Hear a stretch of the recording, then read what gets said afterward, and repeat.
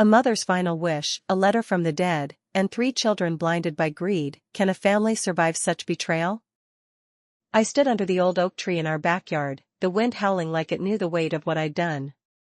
My hands shook, clutching Dad's letter, the paper worn thin from years of secrets.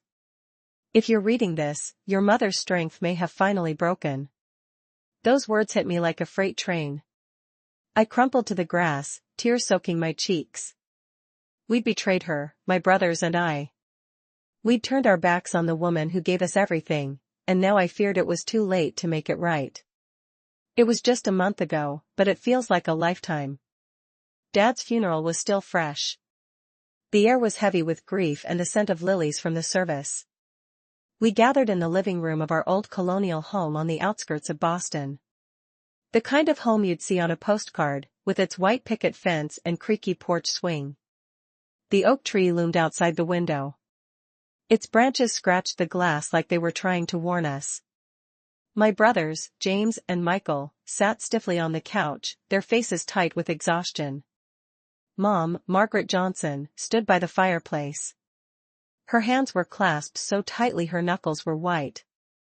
I was there too, the youngest, always the quiet one, trying to hold the pieces of our family together. The lawyer, David Miller, cleared his throat. His briefcase was open on the coffee table. He was an old friend of Dad's, with gray hair and a voice that carried the weight of too many family disputes. Your father, Robert Johnson, left a clear will, he said, adjusting his glasses. This house, goes entirely to your mother, Margaret. He paused. His eyes flicked to Mom like he was waiting for her to speak. She didn't. She just stared at the floor, her lips pressed into a thin line. The silence broke like glass. James, my oldest brother, shot up from the couch, his face red. What do you mean, the house goes to Mom? That's it? Nothing for us? He's always been the loud one, the one who built a tech startup in his 20s only to watch it crumble under bad deals and worse luck. At 38, he was drowning in debt. I could see the desperation in his eyes, like a cornered animal. Michael, the middle child at 35, wasn't much better. He leaned forward, elbows on his knees. His wedding band glinted under the lamplight. This isn't right, he said, his voice low but sharp. We've got bills, David. A mortgage, a kid in diapers, hospital costs from when Ellie was sick. Dad knew that. He promised we'd split everything fair. Michael's life was a treadmill of stress. His wife, Ellie, and their toddler were barely scraping by in a cramped condo in Somerville. I stayed quiet, my hands twisting in my lap. At 28, I was still figuring out my place in the world, working odd jobs as a graphic designer while living in a shoebox apartment downtown. Dad's promise of a fair split had been my safety net too, a chance to pay off student loans, maybe start something of my own. But now, hearing the will, I felt a knot tighten in my chest. It wasn't just for the money, but for Mom. Her silence screamed louder than my brother's anger. I caught her eye for a moment. The pain there, raw, unguarded, made my stomach churn. Dad wanted your mother to have a place to live out her days, David said. His tone was careful, like he was stepping around landmines. This house is her security. Security? James laughed, bitter and sharp. What about us? I'm about to lose everything, my company, my house, my damn dignity. He paced the room. His loafers scuffed the hardwood Dad had sanded himself years ago. Mom doesn't need a 5-bedroom colonial to live out her days. She can downsize. We need that money now. Mom finally spoke. Her voice was soft but steady. This house was your father's dream. He wanted me to keep it, for all of us. She looked at us, her eyes pleading. There was something else, something she wasn't saying. I noticed her fingers brushing a small, faded cloth doll on the mantel, one I'd never seen her touch before. It was old, with stitches fraying, like something a child would love to death. Then why didn't he leave us anything? Michael snapped. His voice cracked. We're his kids. We're struggling. doesn't that matter? Mom's face crumpled, just for a second, before she straightened. It matters, she whispered. But this is what he wanted. James spun around. His fist slammed down on the side table. The ceramic mug Mom loved, the one Dad gave her for their 25th anniversary, with "Forever Yours" etched in blue, toppled and shattered on the floor. The sound was like a gunshot. Mom gasped. Her hand flew to her mouth, tears spilling over. I froze, my heart pounding. That mug wasn't just a thing. It was a piece of them, of the life they built. James had smashed it without a second thought. James! I shouted, finally finding my voice. What the hell? He didn't even look at me, just kept glaring at Mom. You're not keeping this house to yourself, he said. His voice was low and dangerous. We'll figure this out, one way or another. Michael stood, brushing his hands on his jeans like he was wiping away guilt. We're not done here, Mom, he said, softer but no less firm. We can't just let this go. I wanted to scream, to tell them to stop, to say we were tearing Mom apart. But I didn't. I just sat there, my hands shaking, watching Mom pick up the broken pieces of the mug. Her fingers trembled as she cradled a shard. I swear I saw her glance at the oak tree outside, her eyes distant, like she was seeing someone else. David packed up his briefcase. His face was unreadable. I'll give you all some time, he said. His quick glance at Mom felt heavy, like he knew more than he was letting on. As he left, I noticed Mom slip the cloth doll into her pocket. Her movements were quick, almost secretive. What was she hiding? Why was she so hell-bent on keeping this house, even if it meant losing us? That night, I lay awake in my old bedroom. The familiar creak of the house did nothing to calm me. The oak tree's shadow danced on the ceiling. Its branches were like fingers reaching for something lost. I kept seeing Mom's face, the way her eyes begged us to understand. But understand what? Dad's will felt like a betrayal, not just of us, but of the family we used to be. Mom's silence, her grip on that doll, the way she looked at that damn tree, it all screamed of a secret bigger than any of us knew. I didn't know it then, but we were standing on the edge of a cliff. With every word, every broken mug, we were pushing Mom closer to falling. The old Boston house felt like a trap, its walls closing in with every creak. Mom's tear-streaked face haunted me, her hands clutching that broken mug, her gaze fixed on the oak tree like it held a piece of her soul. I'd stayed in my childhood bedroom, telling myself it was to watch over her. But I was lying. I was terrified of what my brothers were plotting, of the secret Mom was guarding, of the moment I'd have to choose a side and lose someone forever. It all came to a head at a grimy coffee shop in Cambridge, where the air smelled of burnt espresso and failure. James and Michael sat across from me, their faces carved with desperation under the harsh fluorescent lights. James, his tie askew like he'd just bombed another investor pitch, leaned in. We're not letting Mom keep that house, Emily, he said, his voice a razor's edge. My company's drowning in debt. Creditors are circling like sharks. If I don't get cash soon, I'm finished. Michael's fingers tapped the table, his wedding band catching the light. He looked like he hadn't slept in weeks. Ellie's hospital bills are back, he muttered. We can't even afford diapers some days. That house could wipe our slate clean. Mom doesn't need a 5-bedroom colonial. She's got her pension, a 401k. She'll be fine. My coffee cup burned my palms, but I clung to it, trying to anchor myself. Dad wanted her to have it, I said, my voice barely above a whisper. You saw how she looked when James broke that mug. It's not just a house to her. James's eyes flashed. Then we force her hand. I've got a lawyer, Stephen Brown. He says we can challenge the will, claim Mom's not mentally fit to manage the property. He shrugged, like declaring our mother unstable was just another business deal. My stomach lurched. You're saying we call Mom crazy? That's sick, James. It's survival, Michael snapped, but his eyes darted away, guilt written all over his face. I recorded her last night, when she was on the phone with David. She said, "I'll never let anyone take this house." Sounds unhinged, right? Stephen thinks it's gold for our case. I stared, my heart hammering. You spied on her? The image of Michael lurking, turning Mom's words into a weapon, made my skin crawl. I pictured her by the fireplace, clutching that frayed cloth doll, and wondered what else they'd use against her. Grow up, Emily, James said, his voice ice cold. You're with us, or you're out. No house, no money, no family. Choose. I wanted to scream, to tell him he was tearing us apart. But I froze, my throat tight. James and Michael were my tether to Dad, to the Thanksgivings we'd spent laughing around the table. Losing them felt like losing him all over again. I need time, I choked out, hating my cowardice. Back home, I couldn't face Mom.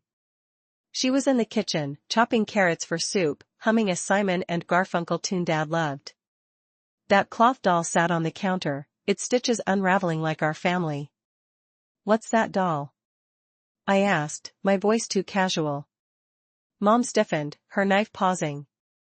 Just an old thing, she said, slipping it into her apron. Found it in your dad's stuff. Her smile was forced, her eyes flicking to the oak tree outside. She was hiding something, and it cut deeper than James's threats. That night, the house groaned under a storm's weight. I crept downstairs, driven by a gnawing need to understand. By the fireplace, I found Dad's old papers.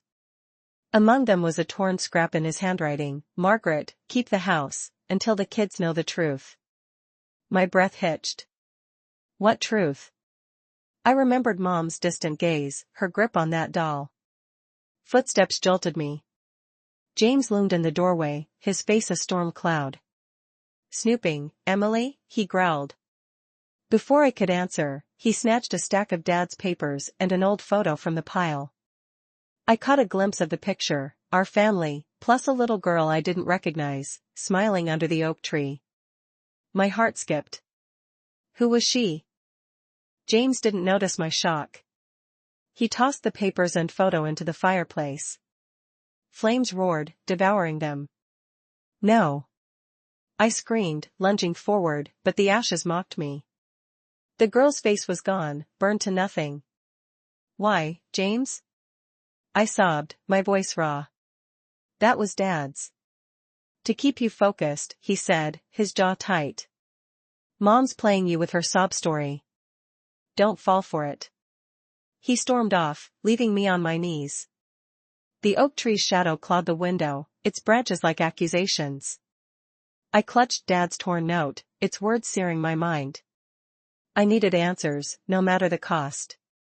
The next morning, while Mom was pruning roses, I slipped into her room. My hands trembled as I opened her nightstand.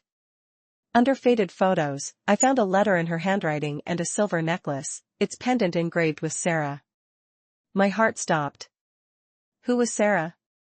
The letter read, Emily, if you're reading this, I'm probably gone. This house holds a loss I couldn't share, a wound too deep for you kids. Tears blurred my vision. I barely noticed the door creak until Mom stood there, her face pale. Emily, she whispered, her voice breaking. Why are you doing this? Her eyes, full of betrayal, mirrored the pain I'd seen when James broke the mug. I opened my mouth, but no words came. She stepped closer, reaching for the letter, then stopped. You're not ready, she said, her voice barely audible. She turned away, leaving me clutching the necklace, my chest heaving. I stumbled downstairs, the pendant burning my palm. Sarah. The girl in the photo. The oak tree. Mom's letter. They were pieces of a puzzle I wasn't sure I wanted to solve. James's voice echoed, you're with us or you're out. But I was already betraying Mom, digging into her pain like a thief. The house felt like a grave, and I was buried in my own guilt, torn between the family I loved and a truth that could destroy us all. The Boston courthouse felt like a guillotine, its cold walls poised to sever what was left of our family. I sat in the front row, my fingers tracing the silver necklace from Mom's drawer, the name Sarah etched like a scar. Her letter haunted me, a loss too deep to share. Since she caught me snooping, her betrayed gaze burned in my mind, and now, watching her on the stand, frail in a worn cardigan, I felt like a coward who'd sold her soul. I was drowning in self-loathing, torn between my brother's cruel scheme and a truth that threatened to break me. The courtroom's high ceiling swallowed our breaths. James sat beside me, his suit sharp but his fists clenched, knuckles bleeding from how hard he gripped them. Michael slumped, his face buried in his hands, shame radiating like a fever. Our lawyer, Stephen Brown, stood with a predator's grin, ready to tear Mom apart. William Carter, Dad's old college buddy and Mom's defender, faced him with weary eyes. The judge, a no-nonsense woman with steel-gray hair, demanded silence, and my pulse roared in my ears. Stephen struck first, his voice slick. Margaret Johnson's fixation on the house proves she's unstable. He waved Michael's phone. This recording confirms it. Mom's voice echoed, raw and fierce, I'll never let anyone take this house. The jury frowned, their eyes narrowing. I flinched, picturing Michael lurking in the shadows to catch her words. I wanted to shout that they didn't know her, didn't see the anguish behind her resolve. James whispered, his voice shaky. We're winning. But his bleeding knuckles told a different story. I clutched the necklace, its pendant cutting my skin. I saw that burned photo again, the little girl under the old oak. Who was Sarah? A dream flickered, a tiny voice giggling, a hand clutching a doll. Was it her? William rose, his voice heavy. I have evidence from Robert Johnson. He held a letter, Dad's handwriting jagged with urgency. This house holds Sarah, our youngest, who died at 3. Her ashes lie under the oak, where Margaret and I vowed to stay forever. Gasps rippled through the room. Sarah. My sister. The name on the necklace. A memory surged, a lullaby under the oak, a shadow I'd forgotten. James froze, his face drained. Michael choked, tears spilling over. Stephen sneered. No proof, just a story. But William wasn't done. He produced a grainy VHS tape. This is from the Johnsons' camcorder, 1995. The court screen flickered, showing a toddler with my eyes, laughing under the oak, clutching a cloth doll. Sarah. The jury gasped. I sobbed, my chest heaving. James's hands shook, blood dripping onto his suit. Michael buried his face, his shoulders racked with sobs. Mom stood, her voice a broken whisper. I lost my baby girl. Her heart failed one summer night. We hid her to protect you. She looked at me, her eyes desolate. Emily, do you think I'm lying? Her words were a sledgehammer, shattering my heart. I saw her sewing my prom dress, starving to buy my paints. I tried to speak, but my throat closed. James lurched up, his voice raw. This is a trick. He yanked Michael's phone from Stephen's hand and smashed it against the floor, shards flying. The courtroom gasped. His eyes met Mom's, wild with anguish, and he sank back, defeated.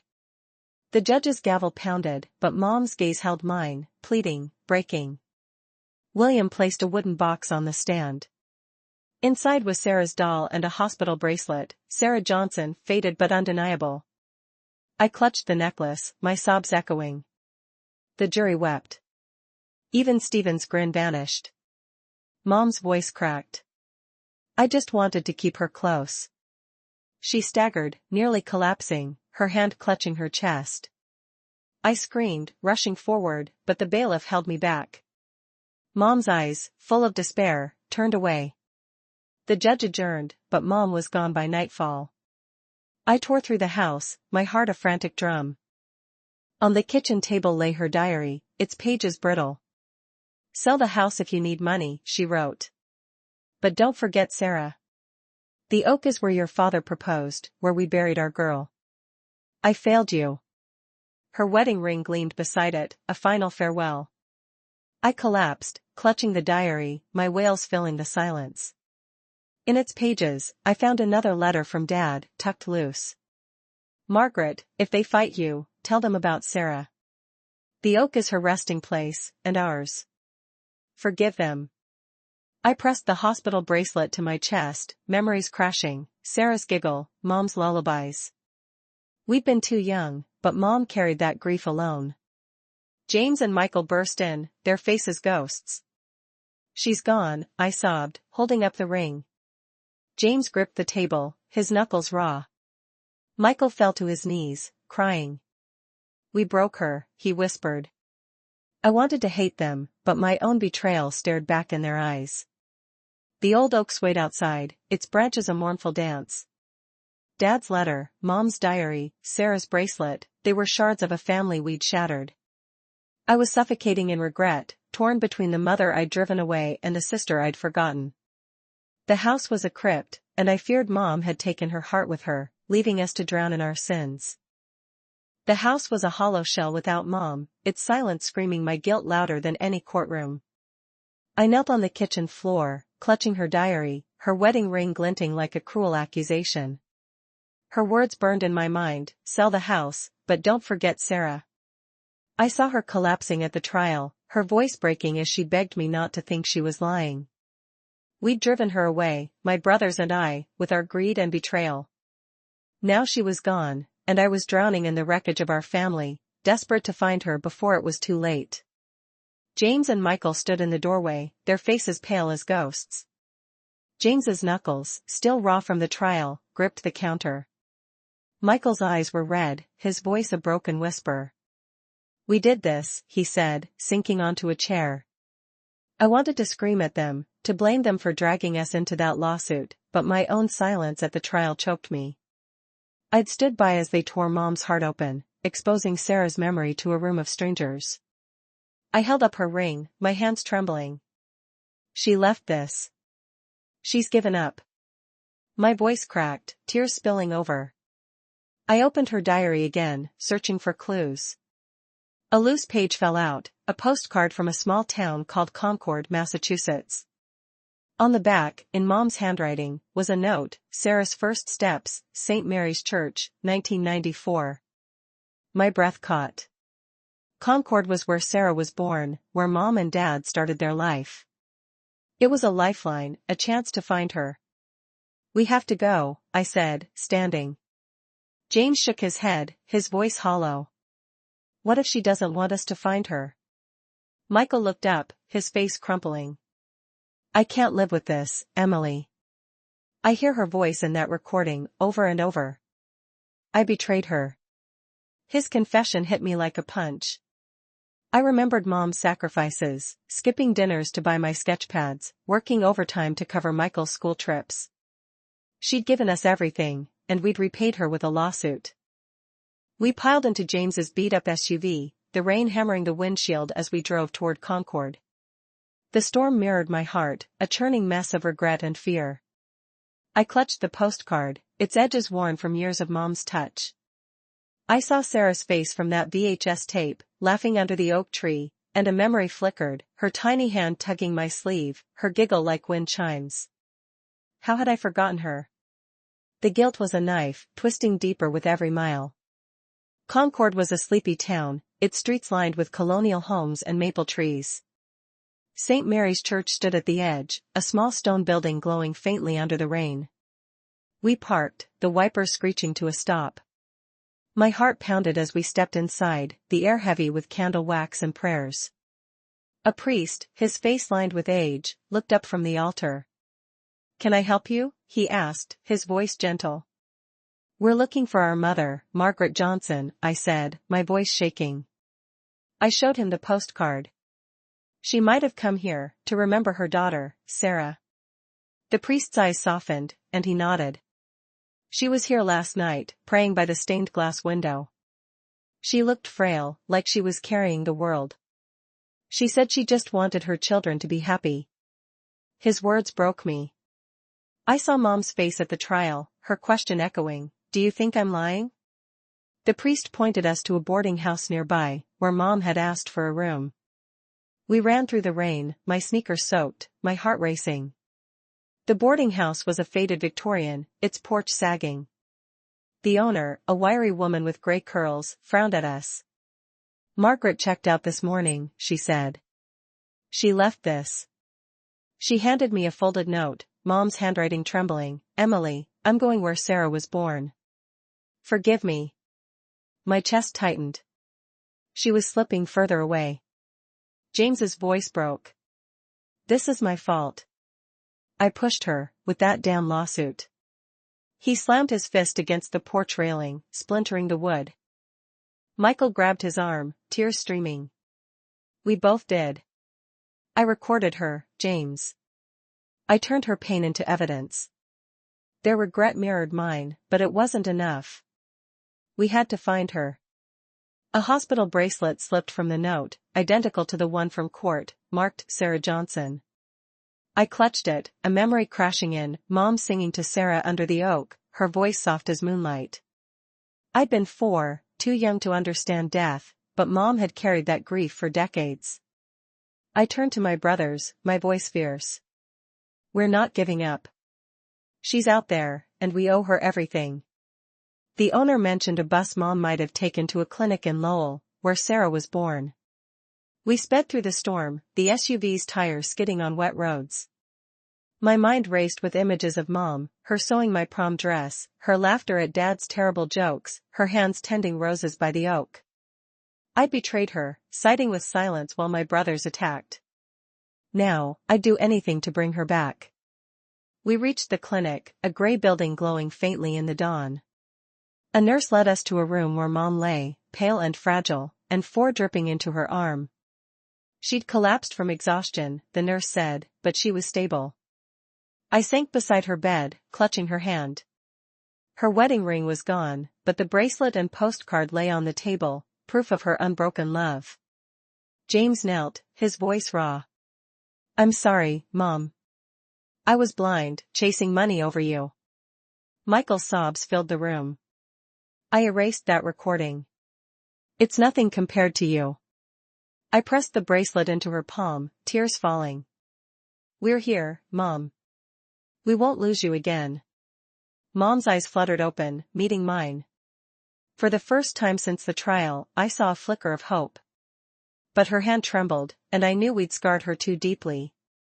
The oak tree's shadow loomed in my mind, a reminder of Sarah, of Mom's sacrifices, of the family we'd nearly destroyed. I was suffocating in regret, but I'd fight to bring her home, to mend what we'd broken, before the storm took her forever. Mom's hand slipped from mine, her fingers cold as the hospital monitor flatlined. I screamed, my voice raw, as nurses rushed in, their shouts blurring into chaos. My heart stopped with hers, the weight of our betrayal crashing down. We'd driven her to this edge, my brothers and I, with our lawsuit, our greed, our blindness to her pain. But then, a miracle, the monitor beeped again, faint but stubborn, like Mom herself. Her eyes fluttered, finding mine, and in that fragile moment, I swore I'd never let her go again. The Lowell Clinic's sterile room felt like a battlefield, littered with the scars of our family's war. I sat by Mom's bed, clutching Sarah's hospital bracelet, its faded ink a reminder of the sister we'd forgotten. James and Michael hovered nearby, their faces etched with remorse. We'd found Mom just in time, collapsed from exhaustion after fleeing the trial's devastation. Her diary, left on the nightstand, told of her love. The oak is where we buried Sarah, where your father proposed. I wanted you to know her. Her wedding ring was gone, but her presence was a second chance we didn't deserve. Mom's recovery was slow, each breath a victory. I held her hand, my voice trembling as I spoke. We were wrong, Mom. We let money blind us to you, to Sarah.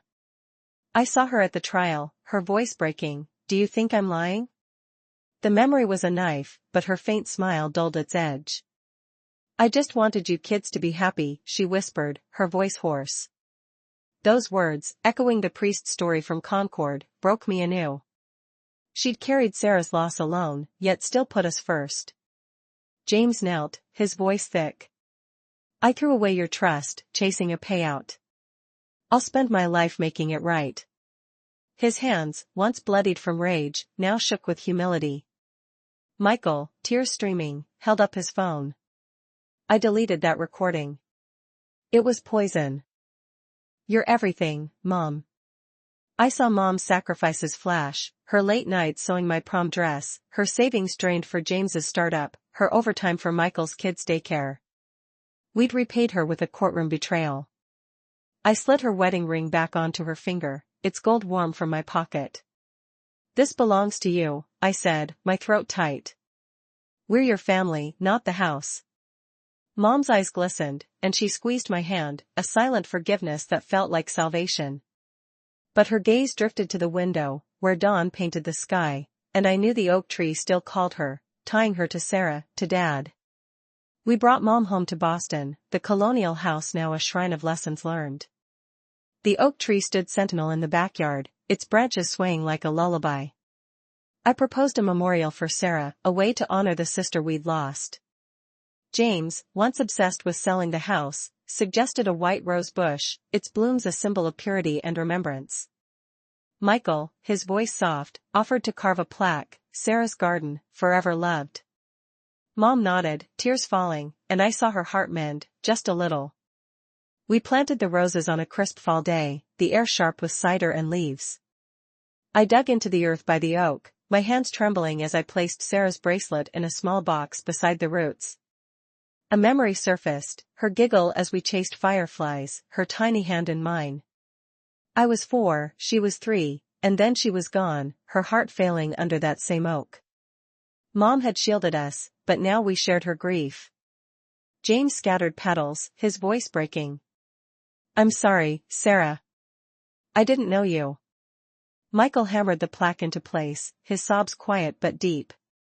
I hung a sign on the porch, hand-painted in my old art supplies, "Mom's house, where love lives." It wasn't about the deed or dollars, it was about the woman who'd given us everything, the sister we'd reclaim. Mom stood under the oak, her fingers brushing the roses, and smiled, a real smile, the first since Dad's funeral. The house felt alive again, its creaks a chorus of healing. That night, I read Dad's final letter, found in Mom's diary. "Love isn't split 3 ways," he wrote. "It's the house, the oak, the blood in your veins.